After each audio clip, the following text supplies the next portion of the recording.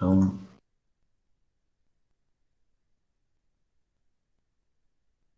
muito boa noite para todos, para todas. Nós vamos dar início agora, mas nós acreditamos firmemente que é mais do que um estudo que se realiza nesses momentos, porque quando nós nos unimos em pensamento, procurando esforçarmos-nos por compreender as leis de Deus,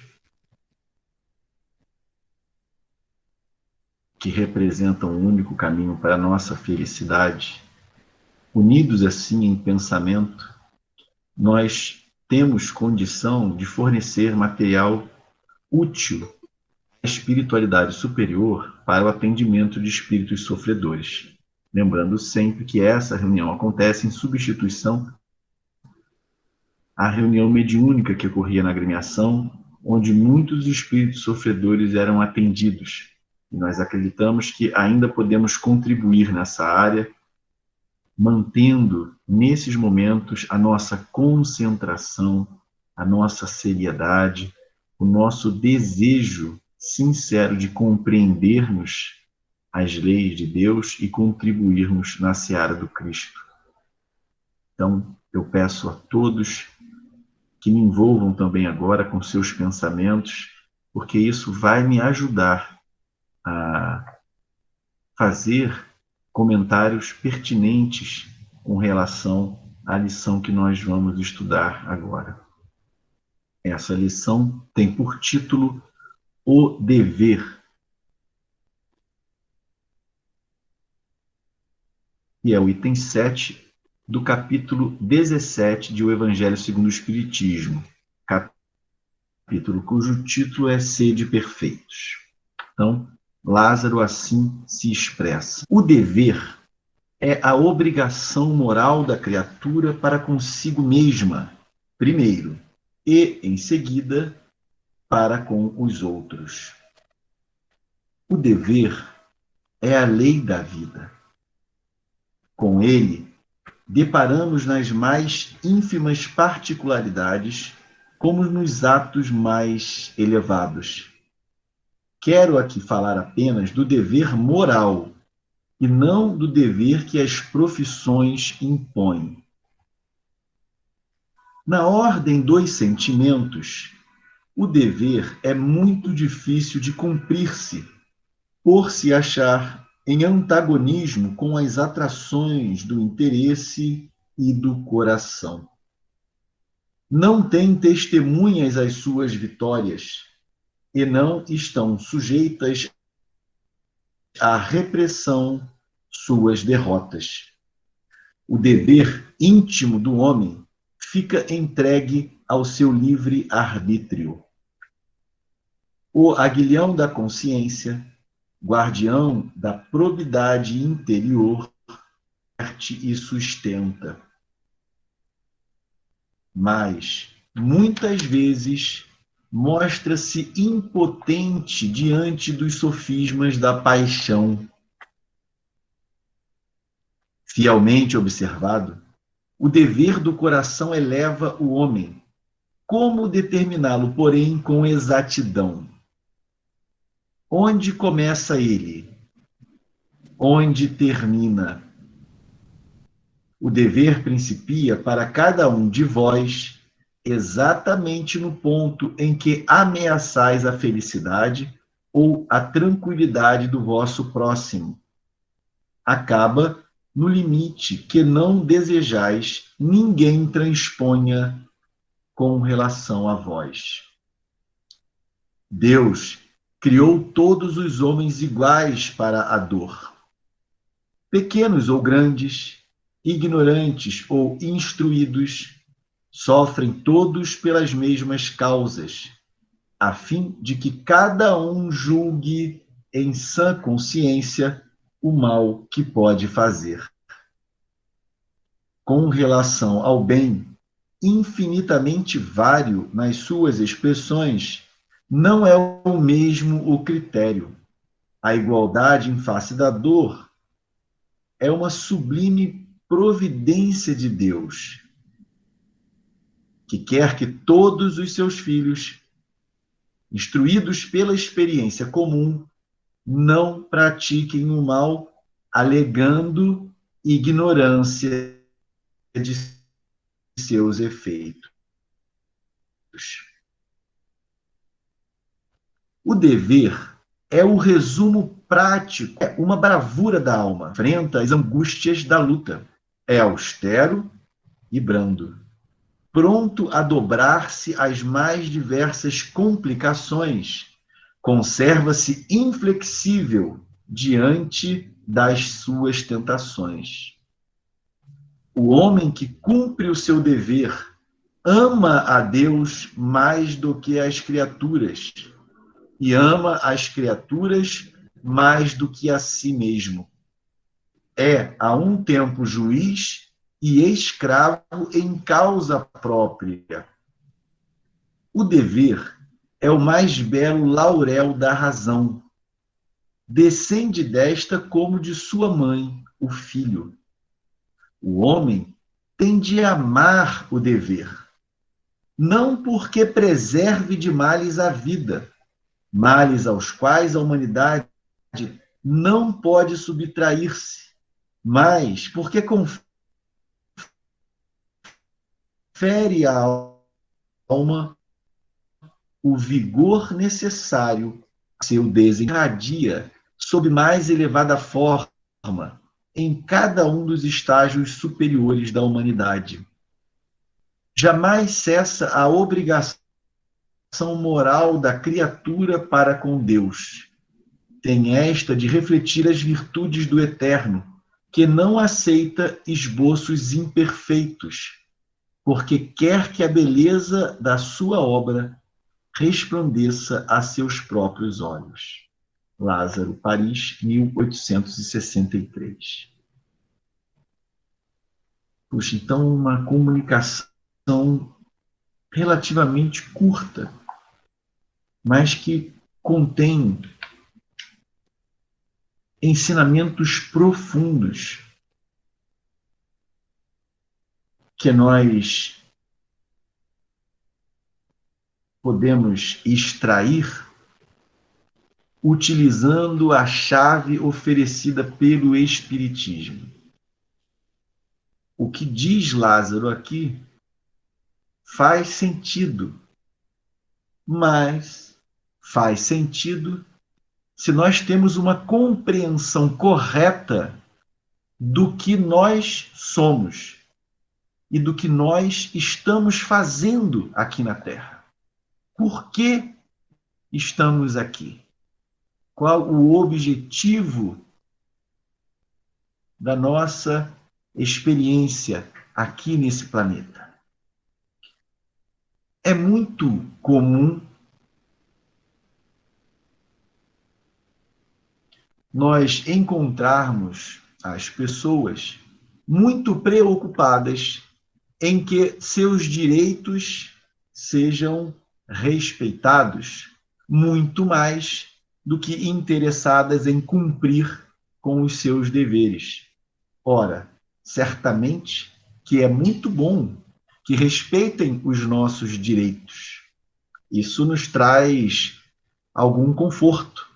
Isso nos deixa mais tranquilos no nosso dia a dia, sem que haja perturbações, incômodos, por sentirmos-nos agredidos. No entanto, não é através do respeito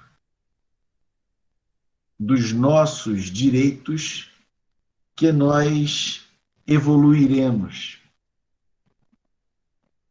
que nós construiremos o reino de Deus dentro de nós.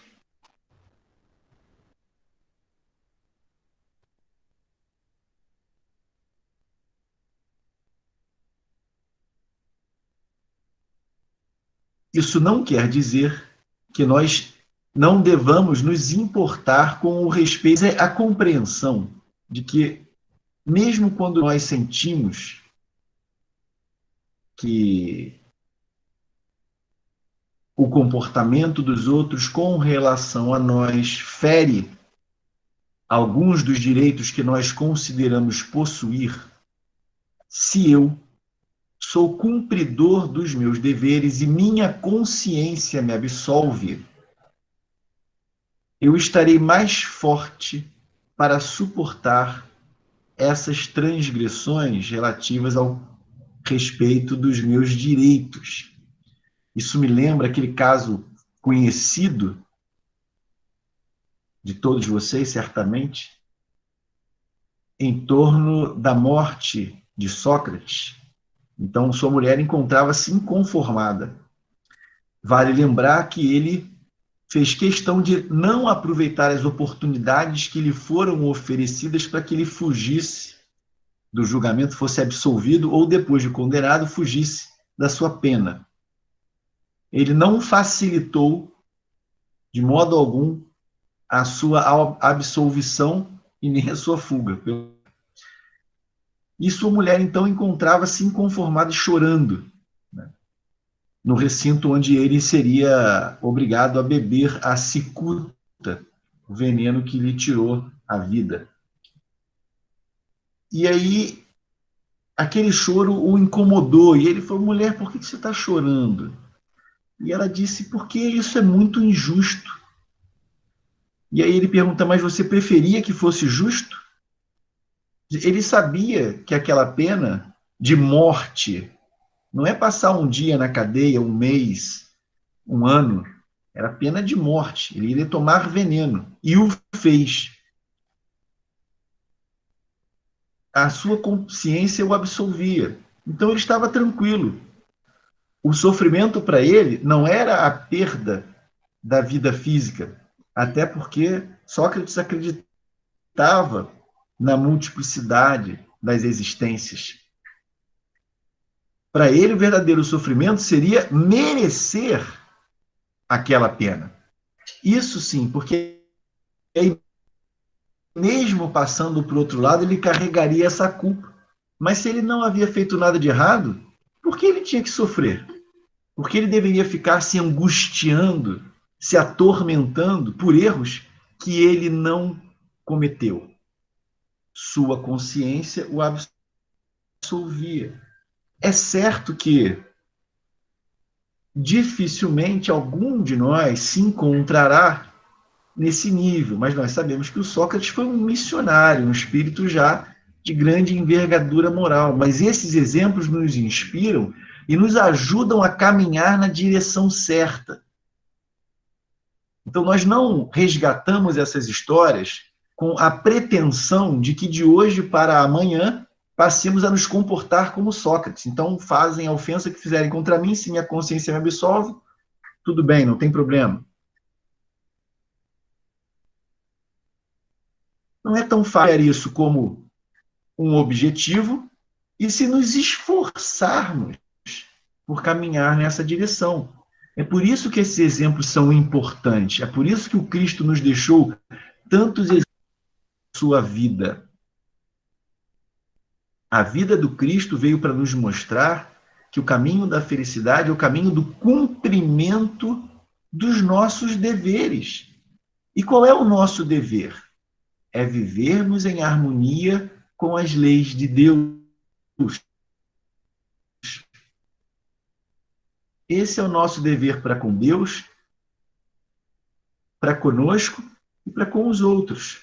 Se as nossas palavras, os nossos pensamentos, as nossas atitudes refletirem as leis de Deus, nós estaremos cumprindo os nossos deveres e, com isso, construindo a nossa felicidade. Então, são múltiplos os exemplos de homens e mulheres que, na história da humanidade, sofreram perseguição, sofreram injustiças, sofreram violências físicas e morais, mas permaneceram firmes, permaneceram serenos, equilibrados, porque estavam com a sua consciência tranquila. Sua consciência os absolvia, porque sabiam-se reconheciam-se cumpridores dos seus deveres. Então, Lázaro começa dizendo o dever. O que é isso? O que é o dever? É a obrigação moral da criatura para consigo mesma primeiro, e em seguida para com os outros. Isso parece reverter a ordem que ele coloca mais adiante, porque diz que quem cumpre o dever ama a Deus mais do que aos outros, e aos outros mais do que a si mesmo. Então, na ordem de Deus, os outros, nós. Aqui ele diz, é a obrigação moral da criatura para consigo mesma primeiro, e em seguida para com os outros. Por quê? Está se contradizendo? Não. É porque tratar bem os outros é um dever moral de mim para comigo mesmo. Quando eu ofendo alguém, quando eu trato mal alguém, quando eu calunio alguém, quando eu prejudico alguém, em primeiro lugar, estou fazendo esse mal a mim mesmo. Muito mais do que ao outro. Então, o dever é a obrigação moral da criatura para consigo mesma primeiro e em seguida para com os outros. O dever é a lei da vida. Com ele, deparamos nas mais ínfimas particularidades, como nos atos mais elevados. Então, na sua vida diária, na sua casa, com a sua família, você está cumprindo deveres. Assim como pessoas que assumem responsabilidades na sociedade também estão diante de deveres morais que ela precisa cumprir. Lázaro faz uma ressalva. Quero aqui falar apenas do dever moral e não do dever que as profissões impõem. Não que esses deveres impostos pelas profissões não sejam importantes, não é isso. Ele está apenas colocando um foco. Ele está interessado em discorrer sobre o dever moral. É claro que na nossa vida de relação, nós temos que trabalhar para o nosso sustento das nossas famílias e esses deveres. Ele não está negando esse dever, está dizendo apenas que não é esse o objeto do seu estudo nesse momento. Mas as profissões nos impõem deveres e os cumprimentos desses deveres também são importantes, muito importantes. Então ele diz, mas claro que no exercício da profissão há os deveres que a profissão impõe, mas há os deveres morais também, pelo fato de nós estarmos em relação com outras pessoas. Então Lázaro continua. Na ordem dos sentimentos, o dever é muito difícil de cumprir-se, por se achar em antagonismo com as atrações do interesse e do coração. Ou seja, em função do tanto de encarnações em que nós exercitamos o mal, adquirimos e exercitamos mal os hábitos, nos dedicamos e alimentamos em nós vícios. Então, isso tudo ressurge hoje, mesmo nós, a partir do conhecimento que o Espiritismo nos traz, estarmos comprometidos com uma mudança de comportamento, esses maus hábitos adquiridos em outras existências, esses vícios, essas imperfeições, surgem em nós como tentações, como inclinações ruins que nós agora, ao contrário do passado em que as entretemos e alimentamos, nós agora precisamos opor-lhes obstáculo. E isso vai exigir de nós esforço, perseverança, crença em nós. Então vamos lembrar de um estudo recente que fizemos sobre a fé humana e a fé divina. Então a fé é essa consciência que nós temos das imensas potencialidades depositadas em nós, Não há determinismo moral. Por mais que eu tenha dificuldades e eu tenha a impressão de que, puxa, eu não consigo superar isso, nessas circunstâncias, nessas situações, eu sempre caio do mesmo jeito, sempre cometo os mesmos erros.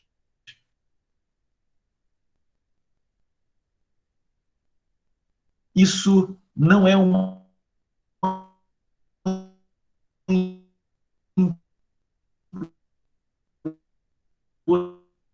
Marcelo, você está saindo.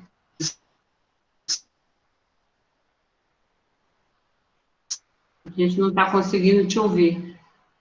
Está congelando.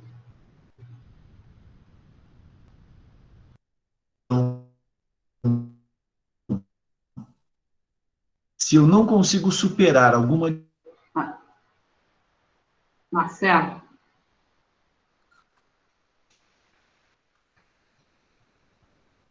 Acho que ele não está te ouvindo. Eu vou ligar para ele.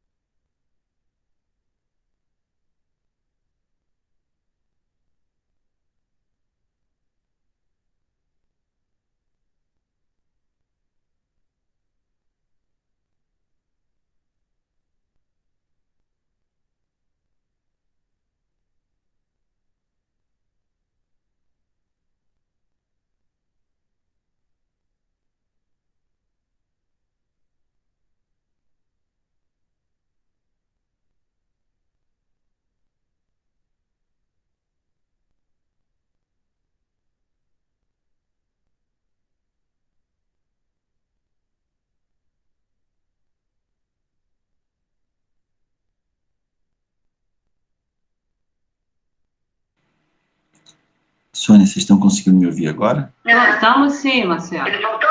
Voltou.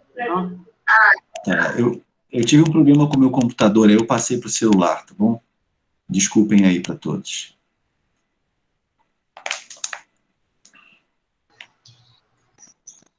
Bom, vamos seguir então no comentário da página. Então ele diz que na ordem dos sentimentos, o dever é muito difícil de cumprir-se, por se achar em antagonismo com as atrações do interesse do coração, em função dessas inclinações ruins que nós trazemos de um passado de erros, de vícios, de imperfeições. E Lázaro continua dizendo: não tem testemunhas às suas vitórias, e não estão sujeitas à repressão suas derrotas, porque são vitórias e derrotas íntimas. Então, quando, diante de uma situação, eu me sinto inclinado a ter pensamentos ruins, ou até mesmo a dizer coisas negativas, ou que vão causar algum prejuízo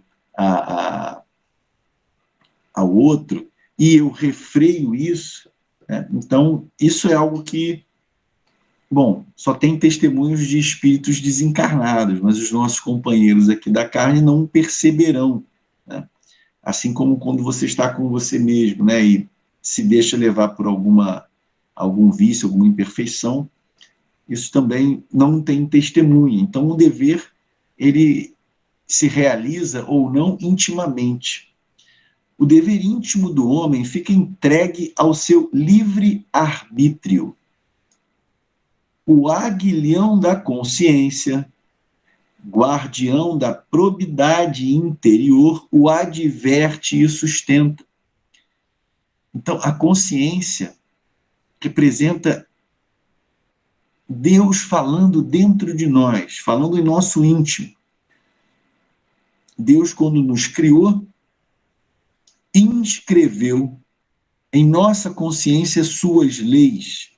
Portanto, quando nós agimos mal, nós sentimos. Nós temos essa percepção de que o que fizemos não foi bom. Do mesmo modo, quando agimos corretamente, quando superamos uma inclinação ruim, né, quando conseguimos vencer o nosso egoísmo e fazemos algo de bom por alguém, de algum modo isso nos traz uma sensação de leveza, uma sensação agradável,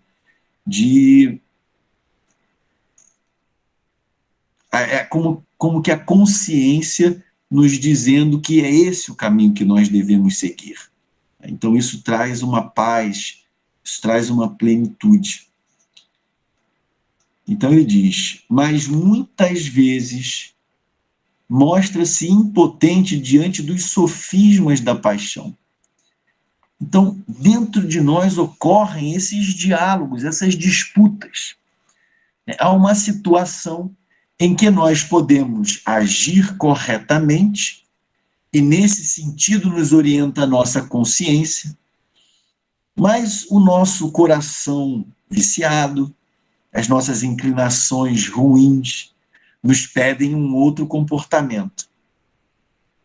E eles vão contra-argumentar com a nossa consciência, aí fica aquela disputa interna, faço isso ou não faço isso, devo ou não. Então, nesse momento também, são muito importantes as influências que nós escolhemos. Normalmente, quando você pede o conselho de alguém, na escolha da pessoa que você pede para te aconselhar, já está a resposta que você quer ouvir. Então, você finge que, eu estou na dúvida, não sei como é que você acha que eu devo fazer? Ora, quando você escolhe a pessoa para quem você pergunta, você mais ou menos já escolheu. Você sabe o que você quer ouvir, porque você conhece as pessoas, não é? Isso não é totalmente honesto. Mas a nossa consciência sempre vai nos dizer se nós estamos agindo bem ou não. Muitos de nós, às vezes, nos esforçamos muito por abafar essa voz da consciência.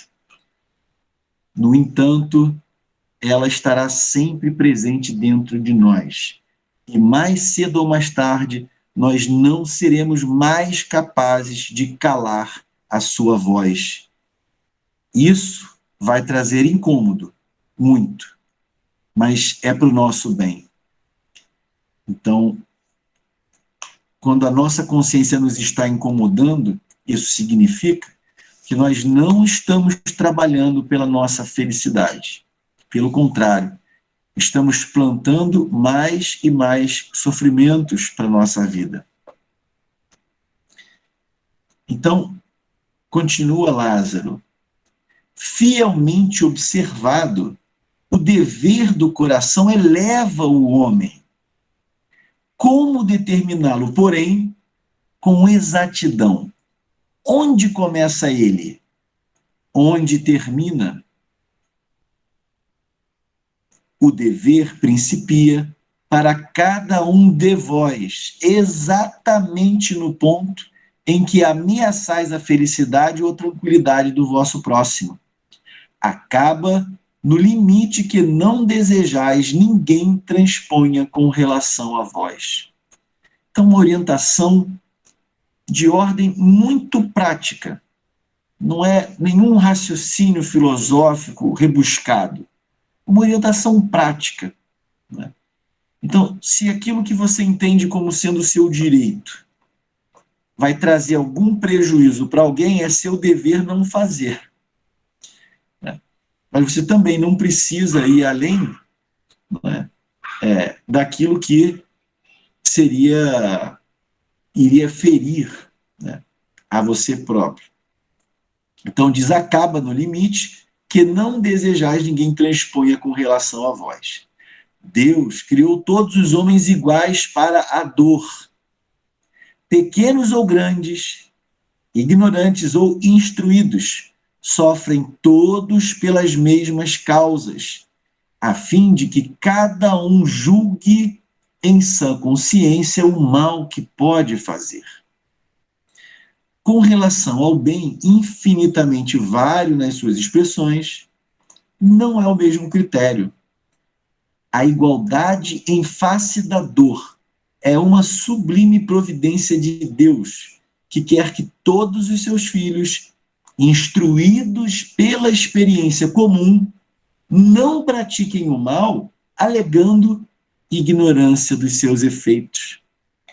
Então, não há espírito que tenha sido criado e trilhado o caminho que o leva à perfeição e à felicidade e que não tenha enfrentado a dor, enfrentado a adversidade. Esses dois elementos têm importância fundamental no nosso crescimento. Mas nós podemos reagir de formas muito diferentes à dor que bate à nossa porta e à adversidade. Então, eu me lembro que alguns anos atrás, enquanto ainda estávamos lá nos nossos estudos presenciais do ERG, uma vez, num trabalho de grupo, alguém levou uma reportagem em que um homem cujo filho foi assassinado interessou-se pelo assassino do seu filho, ajudou esse homem, que tinha sido preso, ajudou esse homem depois a encontrar um emprego, né, que é uma reação bastante incomum.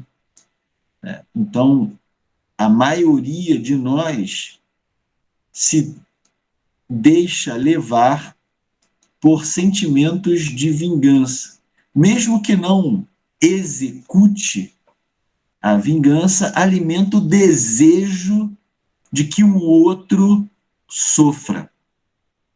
Não por entender que o sofrimento é importante para o seu crescimento, é pelo prazer de que o outro passe por sofrimentos, uma espécie de satisfação que não diminui a nossa dor. Esse é o grande erro das pessoas que buscam vingança. Elas acreditam que se vingando daquele que foi o instrumento para que o sofrimento chegasse até si,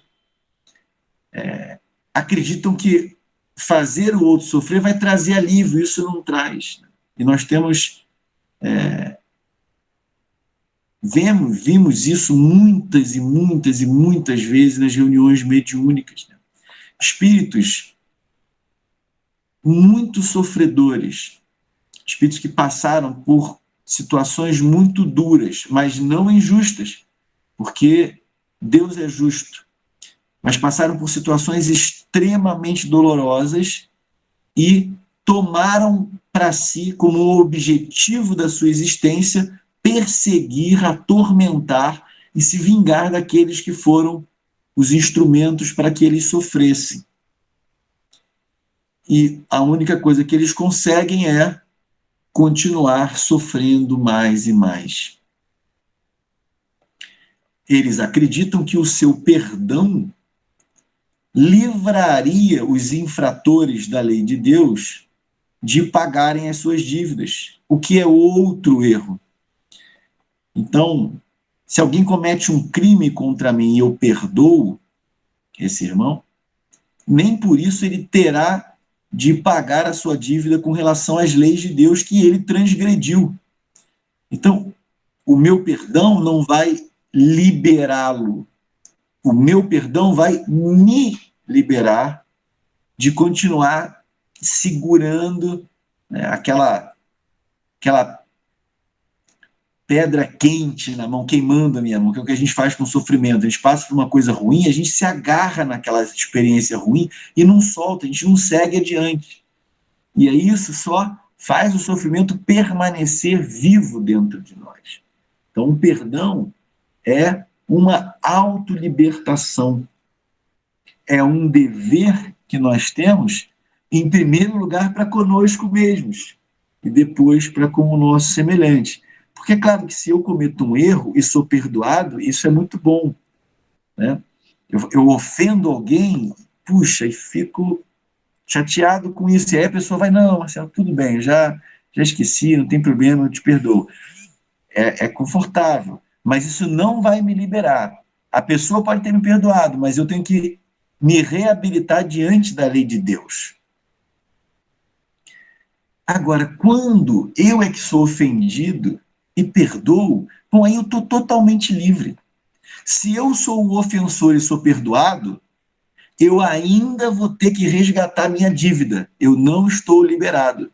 A pessoa fala assim, não, eu já te perdoei, não tem problema. Não, você me perdoou, mas a minha consciência não, porque ainda tem uma dívida com as leis de Deus.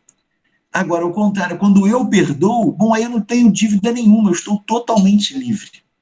E as pessoas não enxergam isso, porque muitas não entendem que nós somos espíritos, que essa não é a nossa primeira existência, que nós colhemos hoje o que nós plantamos ontem, mas que a minha colheita de amanhã depende do que eu estou plantando agora.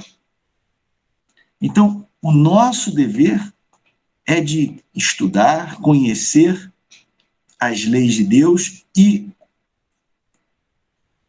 envidarmos os nossos maiores esforços por seguir-lhes as orientações libertadoras.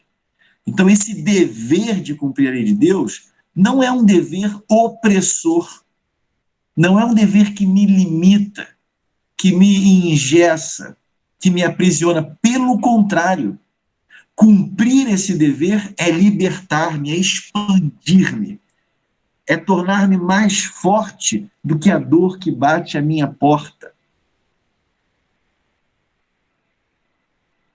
É construir a serenidade dentro de mim. É construir a paz. Então, é muito diferente a visão que o Espiritismo nos traz. As pessoas passam a vida inteira berrando, lutando para terem seus direitos atendidos. Mas o espírita sincero é aquele que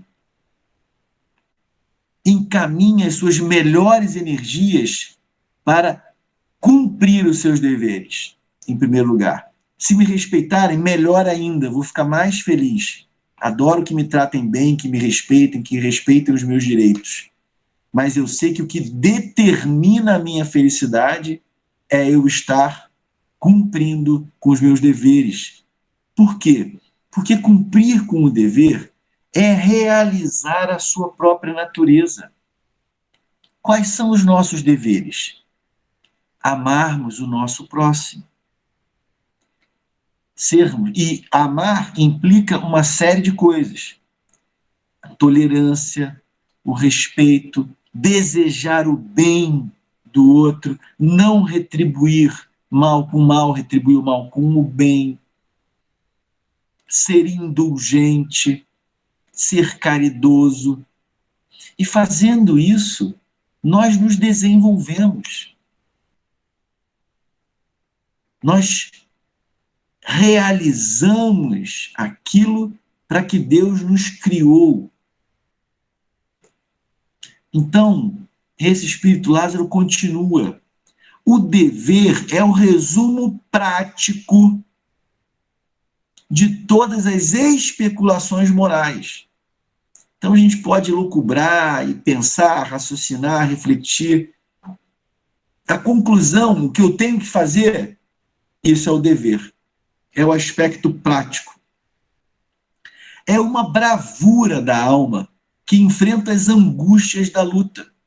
Então é aquela pessoa que a gente vê sofrendo muito mais que a gente e reclamando muito menos do que a gente, ou não reclamando, enquanto a gente, por qualquer coisinha, já usamos qualquer contrariedade para justificar o nosso mau comportamento, o nosso mau humor, e aí olhamos para aquele outro que, com firmeza, com bravura, enfrenta situações muito mais dolorosas. Né? Esse é o cumpridor de dever. É austero e brando. pronto a dobrar-se às mais diversas complicações, conserva-se inflexível diante das suas tentações. Então, se dobra diante da vontade de Deus, mas permanece firme para opor resistência àquelas vontades equivocadas que ainda nascem dentro de nós. O homem que cumpre o seu dever ama a Deus mais do que as criaturas, e ama as criaturas mais do que a si mesmo. É a um tempo juiz e escravo em causa própria. Porque a moral tem isso de interessante. A ação moral, ela implica liberdade e obrigatoriedade. Então, a adesão a uma regra moral é livre, mas uma vez que eu entendo que agir de forma ética, moral, é agir de determinada maneira, eu passo a livremente me impor aquele comportamento. Ou seja, eu é que me obrigo a agir daquela maneira. Porque se eu digo, eu entendo que o certo é ser caridoso, mas constante e conscientemente transgrido essa regra, eu não estou. Então, você acredita mesmo nisso? Uma coisa é dizer, poxa, eu caí, vou me levantar e vou tentar de novo. Outra coisa é esse discurso da boca para fora, que no fundo não reflete o que a gente quer de verdade, né? Então, o dever, ele é assumido por nós no uso da nossa liberdade. Mas uma vez que nós o acolhemos, nós passamos a nos impor esse comportamento. Parece conflitante, mas é isso. Liberdade e a obrigatoriedade de mãos dadas. Se faltar um dos dois, não tem moral. O comportamento moral é aquele que nós fazemos porque optamos, não somos constrangidos por ninguém agir assim. Nós abraçamos regras morais, mas uma vez compreendidas e abraçadas, nós temos que nos impor, temos que segui-las. Nos obrigamos a agir dessa maneira, porque senão não há adesão sincera. O dever é o mais belo laurel da razão. Descende desta como de sua mãe o filho. Ou seja, por que a razão? A razão é aquilo que diz para você assim, olha, você deseja e pode fazer um monte de coisas, mas nem todas elas te convêm. Esse discernimento vem da razão. E o resultado do uso do discernimento é o conjunto de deveres que nós nos impomos a nós mesmos. O homem tem de amar o dever, não porque preserve de males a vida. Então, não é dizer, não, eu vou cumprir os meus deveres, porque aí Deus vai colocar uma redoma em volta de mim, nada vai me acontecer. Não é isso. Porque esses males, né, males aos quais a humanidade não pode subtrair-se, mas porque confere alma o vigor necessário ao seu desenvolvimento.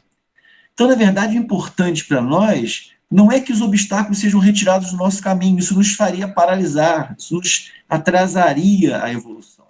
Nós precisamos desses obstáculos. Então, a coisa inteligente a pedir para Deus nas nossas preces não é que afaste a dificuldade do nosso caminho, é que nos dê forças para superar essas dificuldades, para suportar a dor que nos cabe ainda nessa existência. E isso é possível. Então, tem uma diferença entre o que acontece conosco e como nós reagimos ao que acontece. Nós vemos pessoas que, diante de uma perda de um ente querido, de um amor da vida, enlouquecem. E outras pessoas que perdem entes queridos e ainda assim se dedicam aos outros. Então, as situações são semelhantes, mas as reações são muito diferentes em função daquilo que nós constituímos dentro de nós. o dever cresce e irradia sob mais elevada forma em cada um dos estágios superiores da humanidade. Jamais cessa a obrigação moral da criatura para com Deus. Imagina, se nós temos deveres, imagina os deveres do Cristo, que adotou a humanidade terrestre inteira como pupilos amados seus para nos orientar e nos ajudar a construirmos a nossa felicidade. Olha quanta responsabilidade que o Cristo tem junto ao Pai, aceitando tantos filhos dele sob a sua tutela. Né? Então nós vemos que, ao contrário, a gente não cumpre dever para se livrar deles. Então, quanto mais a gente cumpre dever, mais a gente tem dever. Mas a diferença é que para o espírito atrasado, o dever é incômodo, que a gente quer não fazer nada, quer não ter trabalho, quer ser egoísta, quer cuidar só da gente. Mas a coisa contraditória é essa. Quanto mais eu cuido só de mim, menos completo, menos pleno, menos feliz eu me encontro. Estou sempre achando um motivozinho para reclamar, para estar insatisfeito. Né? Quando a gente consegue romper essa casca do egoísmo, do orgulho, do preconceito, do separatismo, da intolerância, quando a gente consegue dedicar um pouco da nossa vida também ao bem do outro, aí a gente começa a ser feliz de verdade. Uma felicidade que não é essa exaltação, essa euforia. Não, é uma felicidade serena, mas plena, firme. Então, o dever cresce e irradia sob mais elevada forma em cada um dos estágios superiores da humanidade. Jamais cessa a obrigação moral da criatura para com Deus. Tem esta de refletir as virtudes do eterno, ou seja, nós fomos criados para refletirmos as virtudes de Deus. Ele depositou em nós centelhas das suas virtudes, não potencialidades, porque em Deus tudo já está atualizado, potencial só em nós, que ainda precisa desenvolver. Que não aceita esboços imperfeitos. Deus não quer. Porque o que significa nós permanecermos esboços imperfeitos? Não sermos integralmente felizes. Deus quer a nossa felicidade. E Ele sabe que ela decorre do nosso desenvolvimento. Porque quer a beleza da sua, quer que a beleza da sua obra resplandeça a seus próprios olhos. Então, todos vocês já realizaram alguma coisa em alguma área. E é muito bom quando a gente quer alguma coisa, uma coisa boa, uma coisa positiva, uma coisa saudável. A gente quer, mas no início parece que aquilo é muito difícil. Não, mas isso está muito distante de mim, eu não tenho condição de fazer uma coisa dessa. Mas aí você vai, você se dedica, você se esforça e você acaba conseguindo. E a satisfação é muito grande. A gente se sente realizado. Né? Então, a nossa vida está sempre nos impondo desafios. Né? E nós gostamos de abraçar desafios. Porque quando a gente supera, o sentimento de termos crescido, de termos ampliado as nossas habilidades, as nossas capacidades, de enxergarmos mais, de apreciarmos beleza onde antes não víamos nada, isso nos extasia. Isso nos aproxima do fim para o qual fomos criados. Então, cumprir com os nossos deveres é nos burilarmos, é expandirmos a nossa compreensão, a nossa inteligência, é expandirmos o amor em nós, é expandirmos a nossa capacidade de apreciação estética, de olhar para a vida, para as pessoas, e enxergarmos beleza em estarmos aqui, nesse mundo que ainda tem tanta coisa ruim, mas é uma escola valorosa para nós, espíritos ainda endurecidos. Então, o espírito que cumpre os seus deveres se plenifica.